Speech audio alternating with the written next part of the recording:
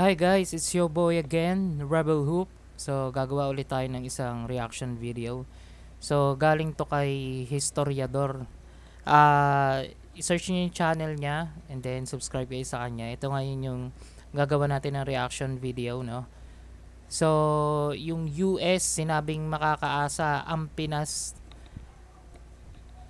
ng tulong, no? Sa kung sakaling atakihin ito mapalupa o dagat, no? So tingnan natin, no, talagang si US is isang napakatinding allied ng Philippines, no? So alright, let's go. Sobra na! Ito ang hinaing ng Pilipinas sa China at nangakong magiging masanda sa mga hamon simula ngayon. At Estados Unidos, full support na. Giyera na ba ang sunod nito? At ang tanong tuloy ng karamihan, ano ang mga hakbang na ginagawa ng Pilipinas upang palakasin ang kanilang hukbong militar laban sa China? Paano nakakaapekto ang suporta ng Estados Unidos sa sitwasyon ng seguridad sa rehiyon? Ano ang mga Alright, so guys, ito yung sinasabi ng China, no, na dapat daw hindi nangingialam yung US dito sa tension sa West Philippine Sea, no? Kasi sinasabi nila wala namang business dito yung US eh. Bakit nangingialam sila? Yun ang hindi na iintindihan ng mga Chinese, no? Kasi sa madaling sabi, mga bobo talaga tong mga to eh. Gumagawa talaga sila ng sarili nilang mundo, napakaraming dahilan, no? So allied ang Philippines at saka ang US eh. So bakit hindi mangingialam ang US diyan sa issue na yan? Lalo na alam ng US na hindi natin ganun, hindi natin kaya yung China pagdating sa mga ganyan mga military activity, no? Posibleng senaryo kung sakaling lumala ang tensyon sa pagitan ng Pilipinas at China. Ito ba ay mauuwi sa giyera? Alright, so ano ba guys? Magkakagera na ba talaga? So, ako personally ayoko talaga kasi kung kayang pakiusapan lang yung China, no, na sumunod sa international law. Pero kung hihingiin talaga ng pagkakataon, no, ito guys, tanong niyo rin sa mga sarili niyo, kung hihingiin ng pagkakataon na talagang kailangan gumera ng Pilipinas, no, handa rin ba kayo? Yan, tanong ko yun sa sarili ko, handa rin ba ako kung sakaling magkaroon ng gera? Mga kahistoryador, nitong Martes, kinundina ni US National Security Advisor Jake Sullivan ang sinasadyang banggaan ng China sa dalawang sasakyang pandagat ng Pilipinas malapit sa pinagtatalunang Sabina Shoal sa isang tawag sa kanyang katapat na si Eduardo M. Año sa Maynila. Binanggit din niya ang patuloy na suporta ng Amerika at ang magandang relasyon ng US at Pilipinas sa patuloy na sigalot sa rehiyon. Tinalakay ni Sullivan at Año ang kamakailang pag-anunsyo ng $500 million sa American Foreign Military Financing sa ilalim ng Indo-Pacific. So guys, yun, no, 500 million. No, magkano nga ulit 'yon? Kinalculate na natin yun dun sa isang video eh. So 500 million. So times 50 na lang natin. 50.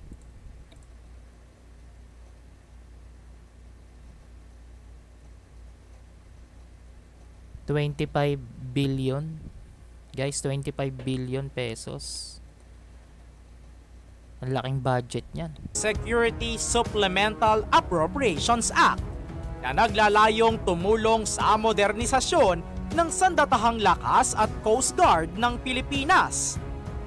Inaasahang makakatulong ito sa pagpapalakas ng kooperasyon ng US-Philippines sa pagsuporta sa International Maritime Law sa South China Sea.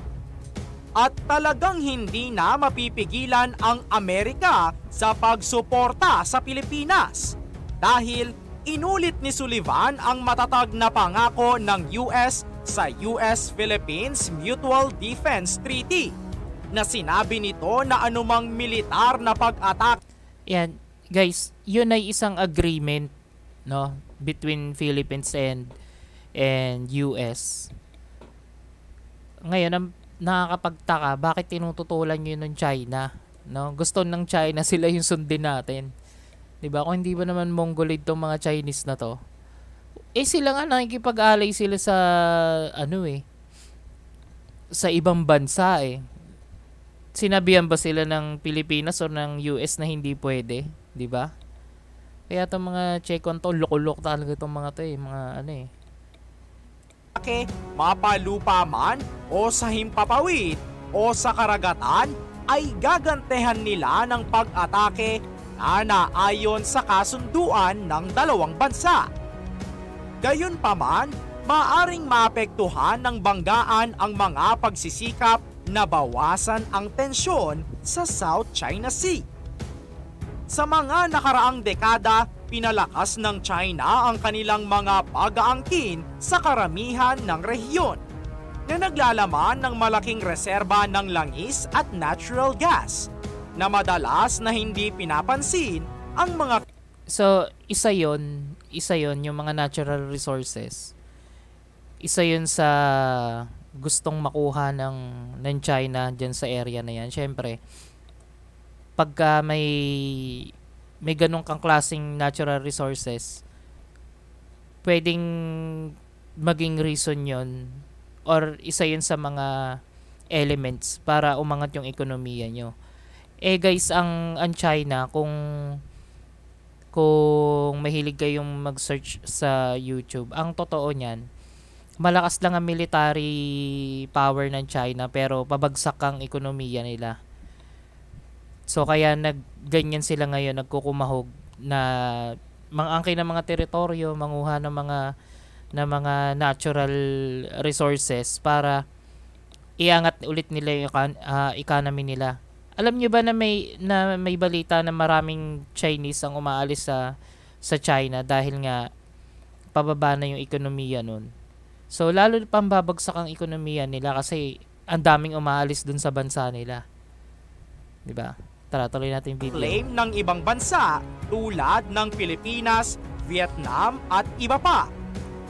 Ang Sabina Shoal ay naging bagong sentro ng tensyon sa pagitan ng China at Pilipinas. Dito, naganap ang isang standoff sa pagitan ng mga Coast Guard ng dalawang bansa na nag-ugat sa mga ulat ng mga aktibidad ng China sa lugar. Ang shoal ay nasa loob ng 200 miles exclusive economic zone ng Pilipinas at ito ay sakop talaga ng Pilipinas. Ang hindi ko lang maintindihan, bakit pag may mga resupply mission yung Philippines or meron silang ginagawang pagpapatrolya dyan sa area na yan, bakit hindi sila samahan ng US, no? Kung sinasabi ng US talaga na na ready silang suportahan yung Pilipinas, dapat samahan nila yung mga Philippine Navy na mag-resupply mission, no? Ewan ko lang kung tatangkain ng yan, ng China na bangga-banggain pagka may kasamang US Navy. Sana ganun nang gawin ng ng Philippine Coast Guard. Magsama sila ng US Navy. Kaya nakakapagtaka na ang China pa ang tila makapal ang mukha na mangharas sa ating... Makapal talaga.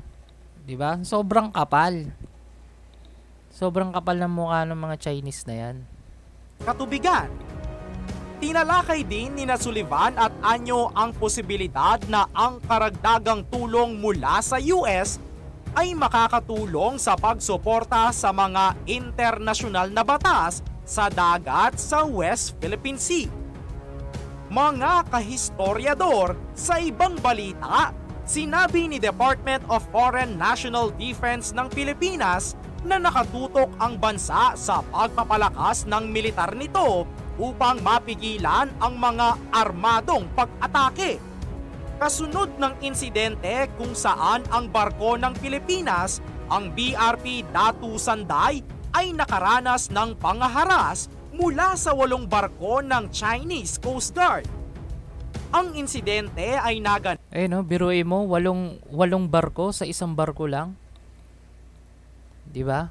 Kung may kasama kayang US Navy yan, kaya nilang gawin yan. Tingin ko, hindi gagawin ng China yan eh. Pag alam nilang may US Navy na kasama. Sana maiisip nila yun, pag may mga resupply mission or pagpapatrolya, laging may US Navy. Habang ang BRP Datu Sanday ay nasa misyon upang maghatid ng diesel, pagkain at supply medikal sa mga mangingisdang Pilipino. Ayon sa mga otoridad, tila malakas ang loob ng CCG dahil alam nilang hindi papalag ang Pilipinas. Binunggo at binombahan na naman ng water cannon ang ating kawawang mga tropa. Ang layunin umano ng China ay hadlangan ang humanitarian mission ng Pilipinas na nagdulot ng panganib sa kaligtasan ng mga tripulante. Ang paggamit din ng water cannon ay nagresulta sa pagkasira ng makina nito at isang malaking banta. 'Di ba? Water cannon tapos binangga na naman. Kasi alam nga nila na hindi papalag yung Philippines eh. Tsaka walang pambawi na na water cannon eh. Pag may US kaya nilang gawin yan. Sa seguridad. Sa kabila ng mga pahayag ng China na ang Pilipinas ang nagdulot ng banggaan, mariing itinanggi ito ng Pilipinas at nagbigay diin sa pagtaas ng agresibong aksyon ng China sa rehiyon. Sa isang press conference sa Maynila, sinabi ni Gilberto Teodoro Jr. na ang Pilipinas ay nakatuon sa pagpapalakas ng kanilang militar upang maiwasan ang mga ganitong insidente. Ayon sa kanya, mas mahalaga ang pag-iwas sa mga pag-atake. Ano daw? Anong sabi? Ulitin nga natin. Ng kanilang militar upang iyon. Sa isang press conference sa Maynila, sinabi ni Gilberto Teodoro Jr. na ang Pilipinas ay nakatuon sa pagpapalakas ng kanilang militar upang maiwasan ang mga ganitong insidente. Ayon sa kanya, pagpapalakas ng military power para makaiwas. So, yun? Paano nila iiwasan yung mga ganong sitwasyon? Sige, sabihin natin malakas na. Kasing lakas na tayo ng China. Kunwari lang. Tapos pag ginanyan tayo, iiwas lang tayo. Parang ang labo ata ng statement na yun. Hindi ko alam ba't magpapalakas ka. Tapos pag ginawa sa iyo 'yon, iiwas ka lang. 'Di ba? Parang wag niyo nang palakasin kung iiwas lang din pala kayo kung puro ganyan lang din, 'di ba? Ang magandang doon, dapat pag pinalakas yung military power, halimbawa kasing lakas na ng China. Pag binangga tayo, banggain din natin. Pagka winater cannon tayo, water cannon din natin, 'di ba? Kanya, mas mahalaga ang pag-iwas sa mga pag-atake kaysa sa pagtalakay kung paano ito dapat tugunan. I don't understand why 1 cup of May ads professional pa. coffee has to Sorry, be so guys, dramatic. For 1 Hindi cup of tayo professional coffee, naka-premium Nagbigay ng suporta ang Estados Unidos sa Pilipinas na may kasunduan na ipagtatanggol ito sa loob ng 7 dekada. Ipinahayag ni US Ambassador Mary Kay L. Carlson na ang mga aksyon ng China ay naglalagay sa panganib sa mga buhay at nagdudulot ng pagkaabala sa mga legal na misyon ng Pilipinas. Kasabay nito, nagbigay ng pahayag si Japanese Ambassador Endo Kazuya na tumututol sa anumang aksyon na nagpapataas ng tensyon sa rehiyon. Samantala, nananatiling matatag ang Pilipinas sa kanilang mga karapatan alinsunod sa United Nations Convention on the Law of the Sea sa kabila ng mga sagupaan sa West Philippine Sea. Sa isang ulat naman mula sa Sunstar Philippines, sumali si General Romeo Browner Jr., ang Chief of Staff ng Armed Forces of the Philippines, sa isang air patrol sa West Philippine Sea noong August 23, 2024. Sa operasyon, ginamit nila ang isang FA-50 fighter jet kung saan sinubukan ang mga flare bilang bahagi ng kanilang maritime security measures. Habang isinasagawa ang patrol, nakatagpo ang Philippine fighter jet ng dalawang sasakyang panghimpapawid mula sa People's Liberation Army Air Force na nagsasagawa ng flight exercise at nagpalabas ng mga flare sa Scarborough Shoal, isang lugar na inaangkin ng China.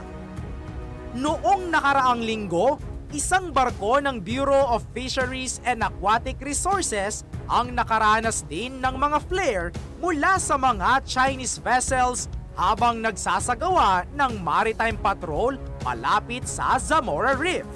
Ngayon ko lang narinig tong balita na to na meron ding barko na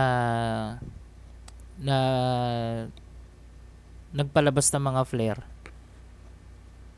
Grabe talaga yung China, guys, no? Mga sinto-sinto ata tong mga to, Ayon kay Browner, ang mga aksyon ng China ay nagpapakita ng pagtaas ng kanilang agresyon sa mga pinagtatalunang teritoryo. Ipinahayag niya na ito ay isang escalation. Ang mga ganitong maniobra ay nagdadala ng panganib, lalo na kung ang mga flare ay tumama sa ating mga sasakyang panghimpapawid. Ang mga insidenteng ito ay nagbigay diin sa pangangailangan ng Pilipinas na maging handa at matatag sa harap ng mga banta mula sa China na patuloy na nag-aangkin ng mga bahagi ng West Philippine Sea. Mga kahistoryador, patuloy pa rin ang full support ng Amerika at Japan sa Pilipinas sa hinaharap nitong problema sa teritoryo. Pinalagan ng mga embahador ng Estados Unidos at Japan ang mga aksyon ng China matapos magpalabas ng mga flare ang mga sasakyang panghimpapawid nito laban sa mga eroplano ng Pilipinas sa Scarborough Shoal at Subi Reef noong nakaraang linggo. Sa isang post, ipinahayag ni US Ambassador Mary Kay Carlson ang matatag na support. Ang labo, no? Paano pinalagan? Anong ginawa ng US at Japan? Anong action? Hindi niya sinabi, Ano ba, nagpalipad din sila ng flare? Pinutukan ba nila yung Hindi sinabi. Maganda sana kung sinabi, no, kung paano gumanti yung US at Japan dun sa mga flare na na pinakawalan ng China. Porta ng Washington para sa Pilipinas. Hindi nagpatumpik-tumpik si Japanese Ambassador Endo Kazuya sa kanyang mga pahayag. Tinukoy ang mga insidente na nagdudulot ng panganib sa mga aktibidad ng Pilipinas. Ang Japan ay nanindigan para sa isang kaayusang nakabatay sa mga patakaran at mapayapang pag-aayos ng mga hidwaan batay sa internasyonal na batas. Ito ang pahayag ng Tokyo. Noong August 25, 2024, kinumpirma ng National Task Force for the West Philippine Sea na ang mga flare ay nagpaputok mula sa Panatag Shoal noong August 19 at naulit muli mula sa Zamora Reef noong August 22. Ang target na mga flare ay ang Bureau of Fisheries and Aquatic Resources Cessna 208B Grand Caravan na nagsasagawa ng Maritime Domain Awareness Flight. Ayon sa National Task Force for the West Philippine Sea, ang eroplano ay inatasang mag-monitor at humarang sa mga poachers na lumalabag sa Exclusive Economic Zone ng Pilipinas at sa mga teritorial na dagat ng mga maritime features na bumubuo sa Kalayaan Island Group. Ang mga aksyon ng China ay nagdulot ng pangamba hindi lamang sa Pilipinas, kundi pati na rin sa mga kaalyado nito sa rehiyon. Ang mga flare na inilunsad ng mga sasakyang panghimpapawid ng China ay nagbigay diin sa lumalalang tensyon sa West Philippine Sea na nagiging sanhi ng pag-aalala sa mga bansa na umaasa sa isang mapayapang solusyon sa mga hidwaan sa dagat. Sa kabila ng mga banta at agresibong hakbang ng China, nananatiling matatag ang suporta ng Estados Unidos at Japan sa Pilipinas na naglalayong ipaglaban ang mga karapatan nito sa ilalim ng internasyonal na batas. At alam nyo ba mga kahistoryador, malaki ang naitulong ng malawakang reclamation activities ng China sa Zamora Reef noong 2012 hanggang 2013 upang palakasin ang kanilang kontrol sa lugar. At dahil sa pagsasawalang bahala ng ating gobyerno noon, nagresulta ito sa mas... Nung una ang sabi nila yung mga island na yon, yung mga artificial island na ginawa nila, parang fishersman island, parang ganun yun. Hindi ko na matandaan ko ano yung term eh. Pero sa madaling sabi, parang gagawin siyang pahingahan ng mga mangingisda nila. Tapos it turns out na naging military base na. So, 'di ba? Sinungaling talaga yung China, tsaka ano sila? Mga traidor. Oh, 'yun, traidor, mga traidor. 'Di ba? Hindi sila sumunod kasi may agreement 'yan eh. Hindi ko lang matandaan kung tama ba yung pagkakaalala ko na parang si Duterte ang nag-ano niyan eh. Si Duterte ang nag-approve.